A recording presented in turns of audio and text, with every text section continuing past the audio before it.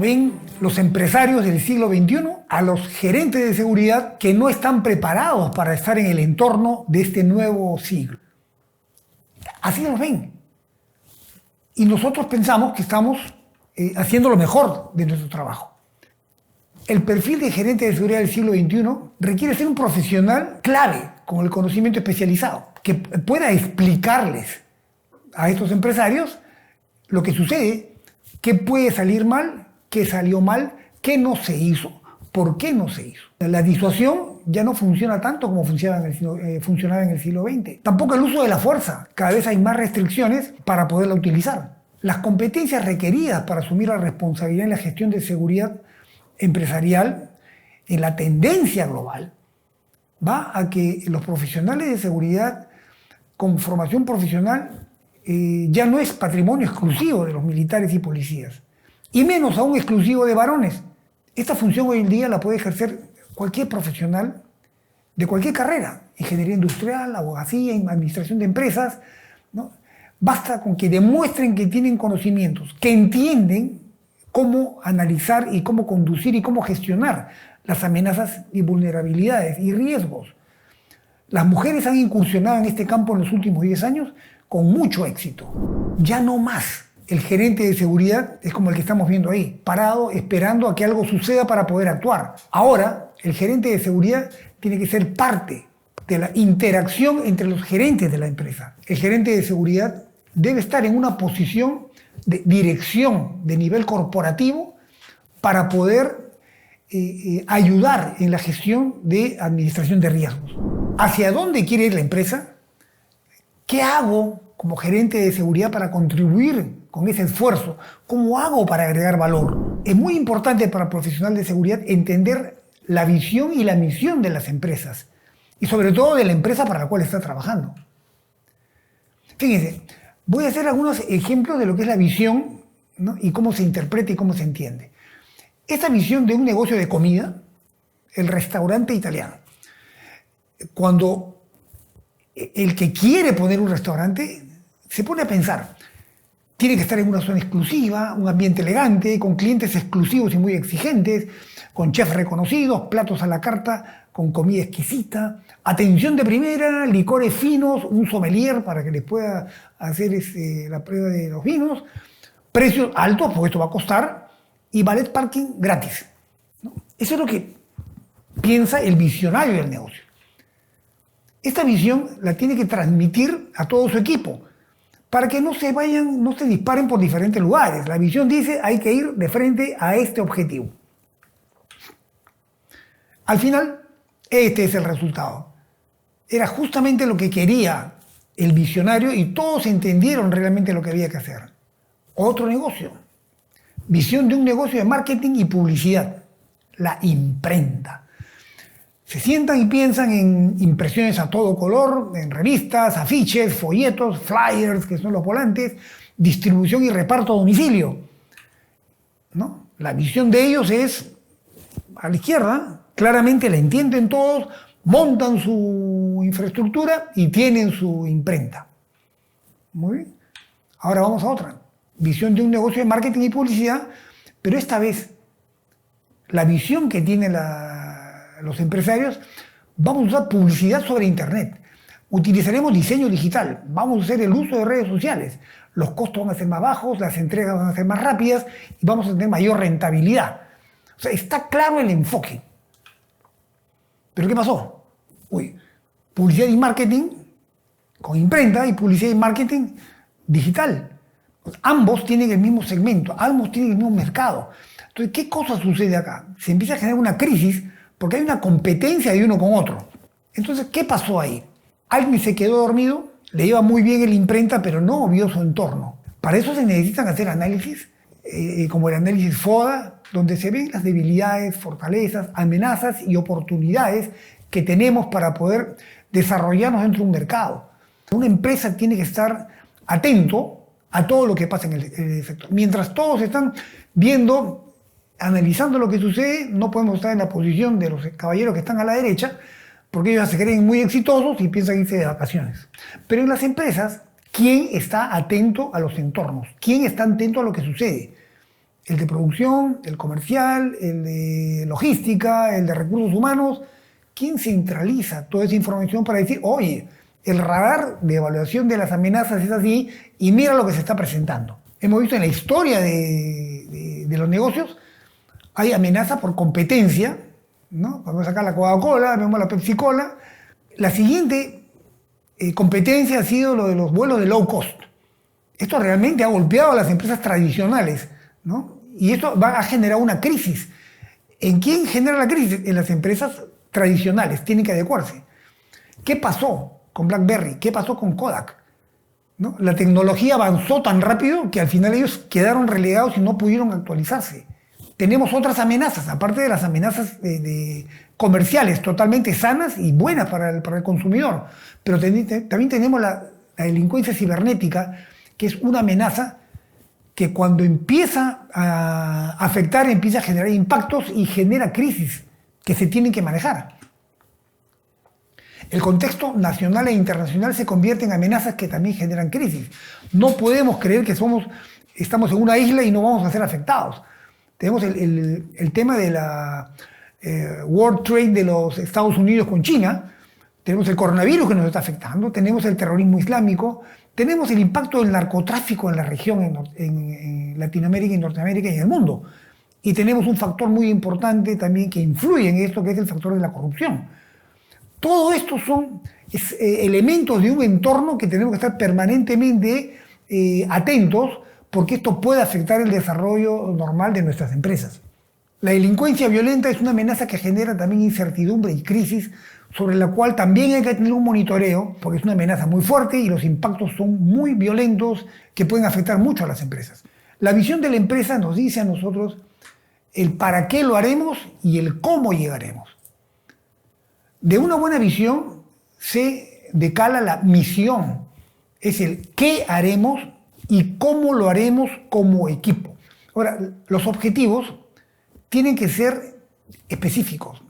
Hay 4 métodos, bueno, hay más métodos, pero vamos a nombrar 4. El método SMART, el GROW, el PURE y el CLEAR. Pero vamos a ver específicamente el método SMART. El método SMART, por sus siglas, dice que debe ser específico, medible, alcanzable, relevante y acotados en el tiempo. ¿Por qué? Porque no es un objetivo, no es cuando puedas lograr esto, no. Los objetivos deben definir de forma detallada y concreta. Debe ser medido el objetivo para poder ayudar a marcar parámetros que orienten el rendimiento y el avance. Debe ser alcanzable, no se pueden dar metas, objetivos que son inalcanzables.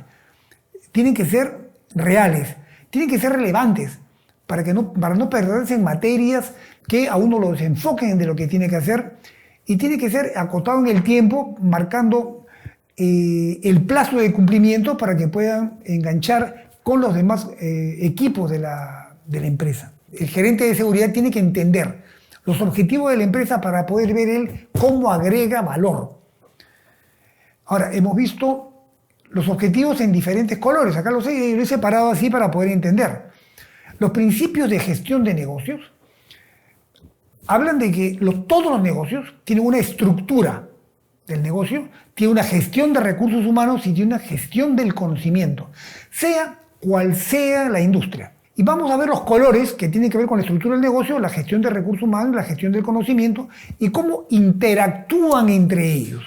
Vamos a empezar por la estructura del negocio. Con la visión y misión y objetivos claros ya sabemos lo que cada uno tiene que hacer. Entonces se determina el modelo de negocio, se realiza el estudio de análisis de mercado, se identifican las fortalezas, oportunidades, debilidades y amenazas, se revisan y se fortalecen las debilidades y hay que cuidarse de las amenazas externas. Siempre tiene que haber alguien que esté monitoreando. Se define la cantidad y calidad de personas que van a ser contratadas y se procede a juntar al equipo de trabajo.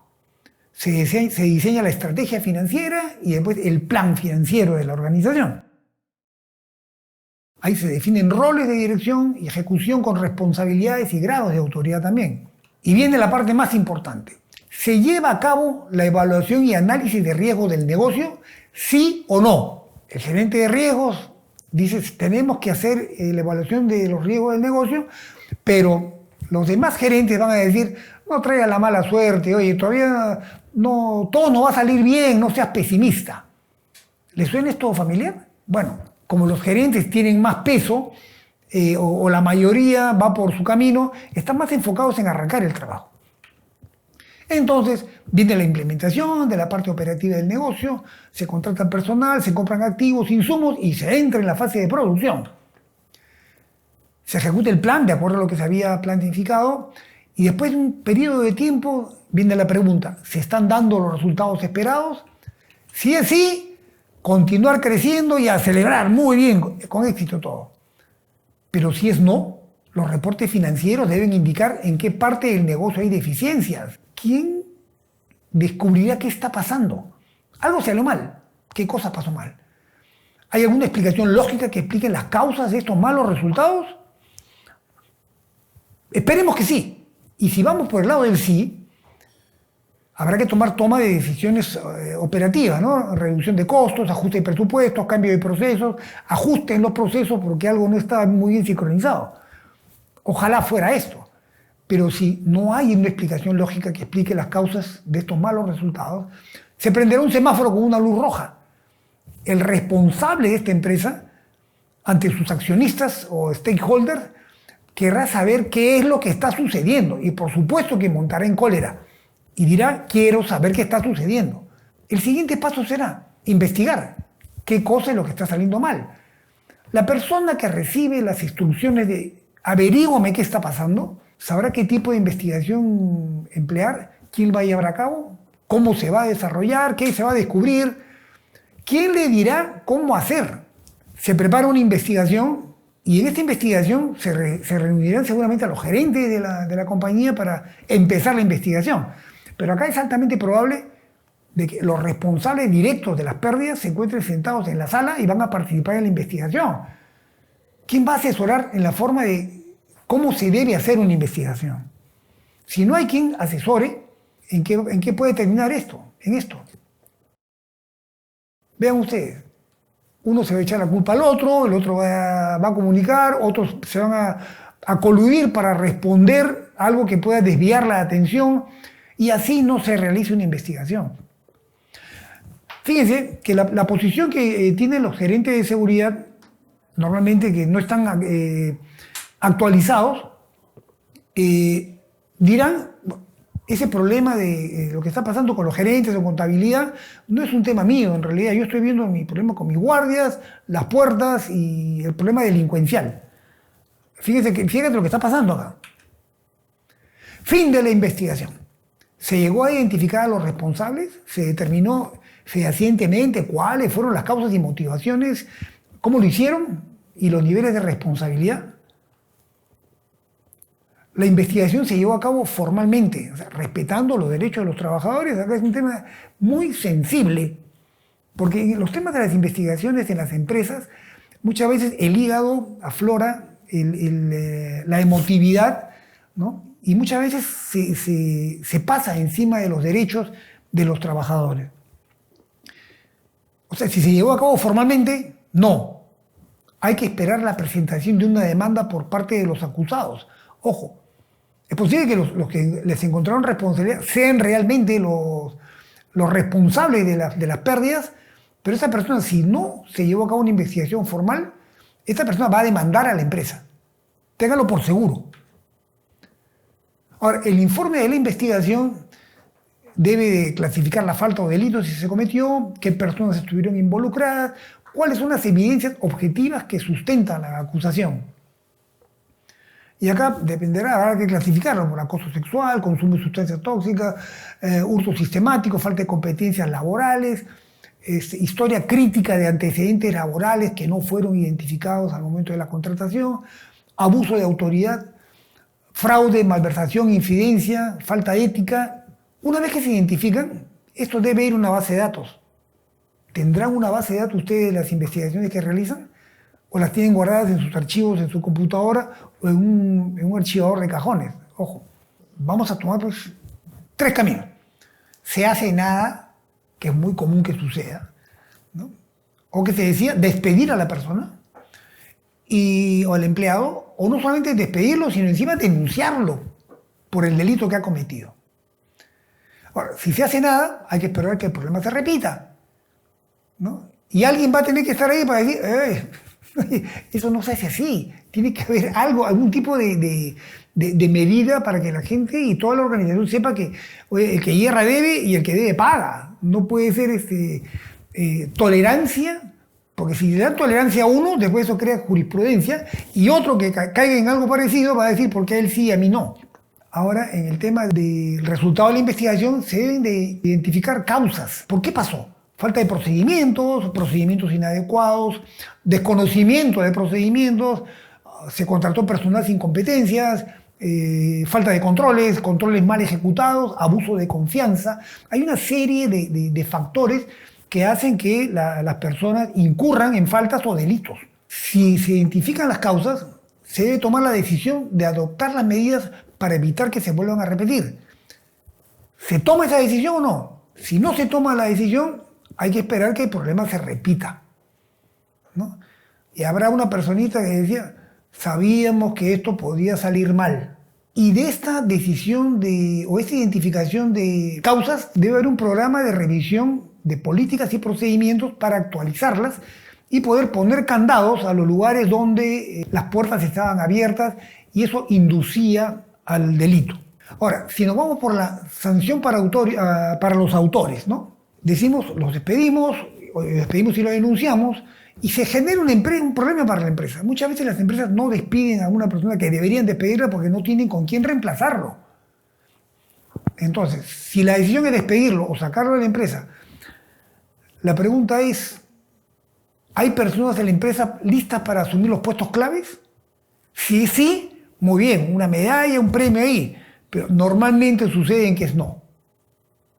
Y cuando es no, alguien dirá, sabíamos que esto podía suceder. Entonces se genera una situación de crisis porque no saben a quién contratar. Tenemos que prepararnos ahora para el proceso judicial para las personas que fueron despedidas, es el otro frente, ¿no? Para ver cómo se enfrenta esta situación. Viene el proceso judicial y si se hicieron bien las cosas, ¿se hicieron bien o no? Si no se hicieron, el resultado van a ganar los infractores. Y no solamente van a ganar el juicio, sino ahora hay que esperar la solicitud de indemnización. Y en la empresa se sentarán a pensar, ¿pero qué hicimos mal? Ellos encima cometen un delito, afectan a la empresa, nos hacen perder dinero y encima perdemos el juicio. Esas son las cosas justamente que vemos que el gerente de riesgos del siglo XXI tiene que estar atento a este tipo de cosas para canalizar y que la gestión se vaya haciendo previniendo el mínimo de impactos. Pero diremos, ¿qué hace el gerente de seguridad metido en estas cosas? Bueno, justamente, antes no lo hacían, ahora tienen que hacerlo. Gestión de recursos humanos, ya cambiamos de color, es el amarillo, es otra gerencia, es otro mundo, es otro campo donde normalmente nadie invade, o sea, un gerente del área de producción no invade el área de gestión del gerente de recursos humanos, ¿no? Pero hoy vamos a ver la interacción. ¿Se han desarrollado políticas y procedimientos para la empresa? Si es sí, bueno, si es no, tenemos un problema. ¿Se cuenta con un manual de organización y funciones? Si es sí, muy bien. Si es no, nadie va a saber qué hacer. Se hace un análisis del perfil para cada puesto, o sea, quién debe estar trabajando en cada lugar, qué competencias debe tener, competencias blandas y competencias duras para el desempeño. Si es sí, muy bien. Si es no, tenemos un problema grave. ¿Se cumple con un proceso de evaluación y selección para todos los niveles de la organización? ¿Hay sí, no? Pero hay una flechita arriba que dice, ¿a dónde nos lleva? ¿Se cumple con el proceso de verificación de antecedentes? Hay un depende. ¿Se cumple con un proceso de evaluación y selección para todos los niveles de la organización? ¿Por qué? Porque muchos ingresan por recomendaciones. O sea, no por el mérito que puedan tener de sus competencias y capacidades, sino recomendaciones. Y acá, este es uno de los factores que deben ser tomados muy en cuenta. Ahora, ¿se cumple con el proceso de verificación de antecedentes? ¿Quién fue la persona que fue contratada? ¿O quién va a ser la persona que vamos a contratar? Seguramente dirán, sí, por supuesto, nosotros tenemos un sistema, un proceso, pero ese proceso es completo al 100%, o a un 75%, o un 50%, o un 25%. O sea, el hecho de decir sí tenemos un proceso de verificación de antecedentes es bastante amplio. Ahora, hay momentos y situaciones en las cuales ni siquiera se hace verificación de antecedentes, porque la operación no puede esperar tanta burocracia. No hay tiempo para perder. Quiero a ese gerente y quiero que empiece a trabajar mañana. ¿Y pasa o no pasa? Eso es, acá estamos viendo la película de muchas de las empresas en las cuales llevan sus operaciones de esta manera. Ahora, ¿es una empresa atractiva para trabajar con buena imagen de éxito? Vamos por el lado de no, no es tan buena.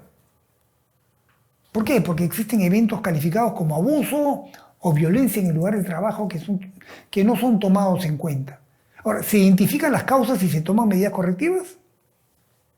Si es sí, ¿se realizan investigaciones para buscar soluciones a esto? Vamos por el camino del no. Se empieza a perder talentos. El clima laboral malo, se produce desmotivación, baja productividad.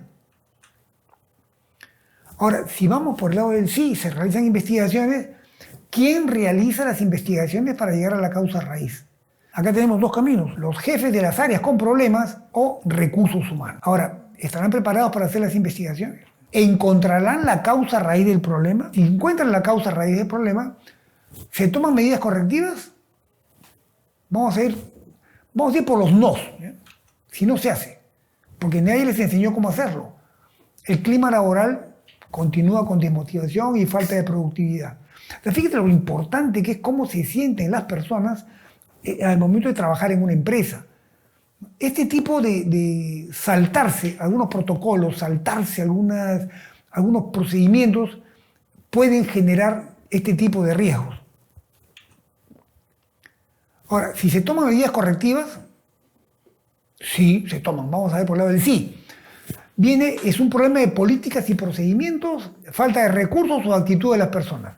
A ver, si fuera por recursos, bueno, se identifica la causa, si se toman las medidas correctivas, pregunta. Si es no, hay que esperar que el problema se repita. Pero si se identifican las causas y se toman las medidas correctivas, lo más posible, como se tratan de recursos, con eso se deberá resolver el problema. Pero si son políticas y procedimientos, tiene que haber un programa de revisión de políticas y procedimientos, ¿no? Para cambiar lo que habíamos dispuesto, hay que hacerlo de otra manera. Si es un problema de actitud de personas, ¿qué tan grave es el problema? Decisión final, despido cuando se encuentra el responsable. Pero si hay personas que no hablan por estar bajo amenaza, ¿sucede esto? Por supuesto que sucede. Eso no es novedad de las empresas. Habría que solicitar investigación profesional, porque ya pasamos por todo el camino y nadie resuelve el problema. Se desarrolla un proceso profesional de investigación para encontrar lo que sucede. Estamos hablando de costos, ¿no? Porque hay que rastrear, hay que ver, hay que investigar, entrevistar. Cuando se produce el fin de la investigación, se llega a identificar a los responsables, se determinó fehacientemente cuáles fueron las causas y motivaciones, cómo lo hicieron y los niveles de responsabilidad. Ahora, las investigaciones se llevaron a cabo formalmente, respetando los derechos de los trabajadores, sí, y cerramos el ciclo de la investigación. Ahora, ¿se acuerdan cuando vimos al comienzo de que la decisión fue, no, mejor no hagamos la evaluación y análisis de riesgos? Fíjense las cosas que fueron pasando en el camino.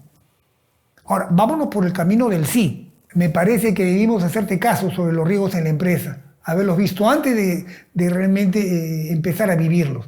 Bueno, para eso está el gerente de seguridad del siglo XXI, es para prevenir los impactos en la empresa y que la empresa se dedique y se enfoque en lo que tiene que hacer. Entonces, ¿qué puede salir mal? Y este es justamente lo que sintetiza lo que es la gestión de riesgos, identificar qué puede salir mal. ¿Y qué puede salir mal en una empresa? Vamos a ver. Si hablamos de qué puede salir mal con el recurso humano, vamos a ver. Hay riesgos imprevistos con el recurso humano. Y estamos hablando con el personal clave de dirección, con el personal clave de gerencia, con el personal de mando medio técnico y con el personal en general, obreros o mano de obra no calificada. Ausencia temporal por enfermedad de un director, de un gerente, ausencia permanente por fallecimiento, una renuncia intempestiva al cargo, un accidente fatal, pérdida de una persona clave o más de una persona clave, víctima de delincuencia, asalto, secuestro con potencialidad de alta pérdida de la vida. Fíjense, es un riesgo, nadie quiere pensar en eso, pero ¿y si sucede? Con el personal técnico de mando medio, ausencia temporal por enfermedad, por fallecimiento, por renuncia intempestiva, ausentismo por huelga, ausentismo por epidemias o por pandemias, que son situaciones reales o no.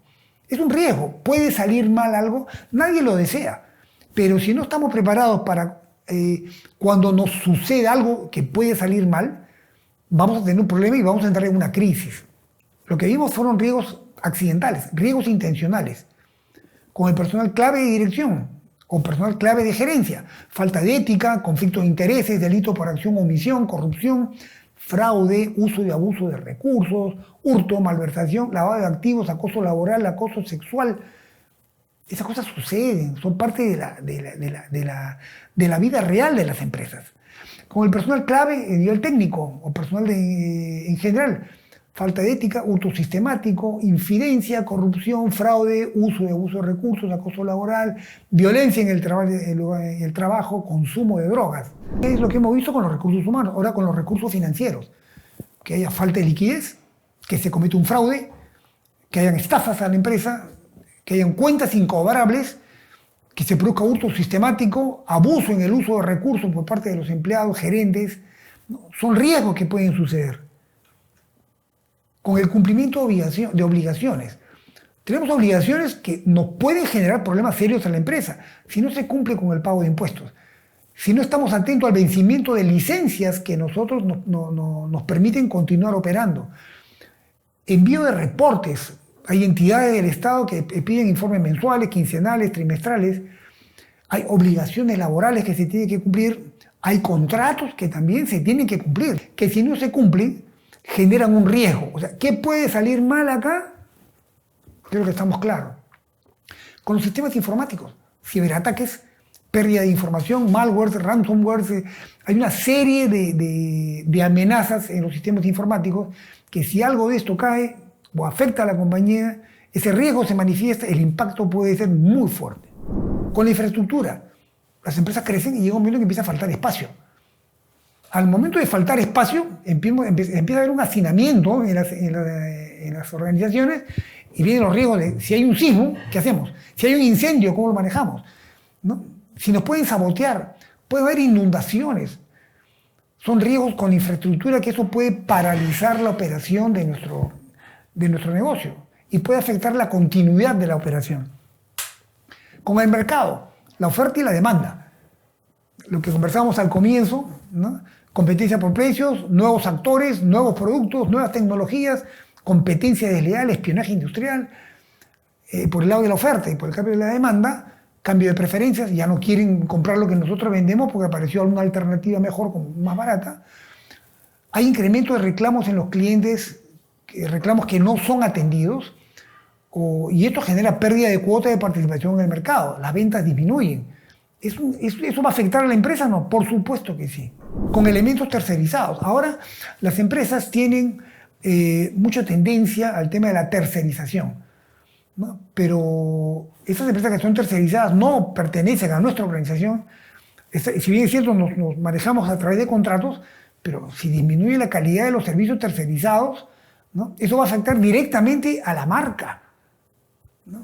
Hurto sistemático por parte de los empleados de terceros, o que estos tercerizados cometan fraude o estafas, no las empresas, sus trabajadores, pero que a la larga terminan afectando directamente a la marca que está usando este servicio tercerizado.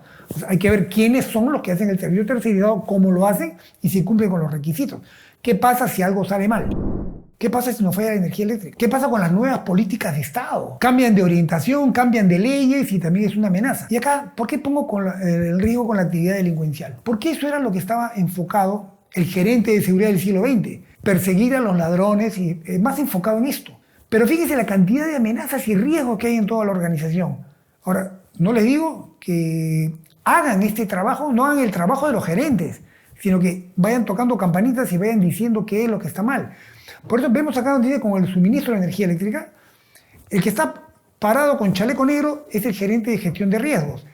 Y ese señor es el que le está diciendo al encargado de facilities o el que tiene que ver la responsabilidad del suministro de energía eléctrica, deberá decirle, oye, ¿te has puesto a pensar qué pasa si sale mal el suministro de energía eléctrica? ¿Cómo queda la compañía?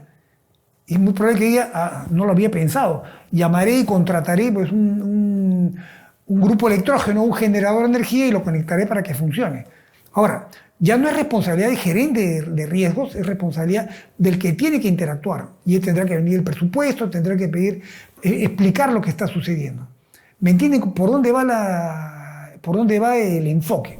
En la gestión de recursos humanos. Recursos humanos es el que tiene que desarrollar las políticas y procedimientos.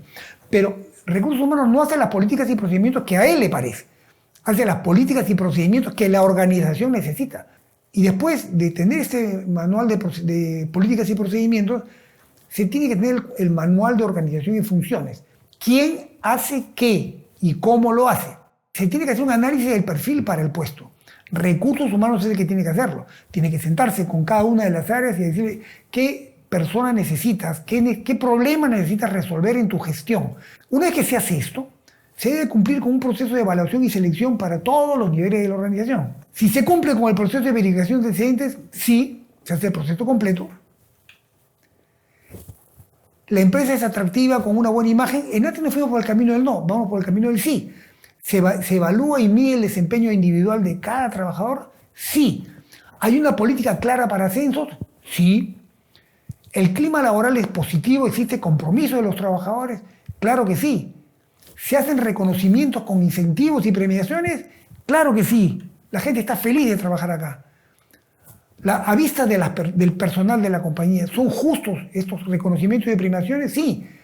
Entonces la organización será el great place to work, o sea, un lugar para trabajar donde todos quieren estar. En la gestión del conocimiento, ¿existe conciencia real de los riesgos inherentes a la ausencia de la gestión del conocimiento en la empresa? O sea, la gente que trabaja tiene que saber qué hacer y cómo hacer para poder agregar valor a su trabajo. ¿Sabemos que puede salir mal si la gente entra y no sabe lo que tiene que hacer ni cómo lo tiene que hacer?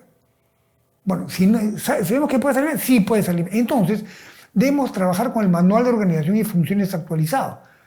¿Se acuerdan que vimos que recursos humanos lo hacía? Pero tiene que haber el manejo de la gestión del conocimiento. Este manual tiene que ser puesto en conocimiento de los trabajadores, de todos los empleados. Si el personal conoce los manuales, si los conoce, se tiene un programa de capacitaciones donde podamos asegurarnos que todos han entendido.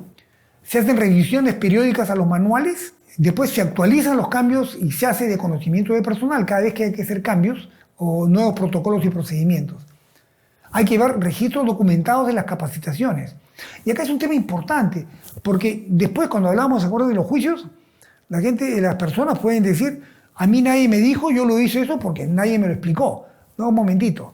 Las políticas estaban, los procedimientos estaban, las capacitaciones estaban y están los registros. Señor, a usted se le enseñó que eso tenía que hacerlo así y no lo hizo.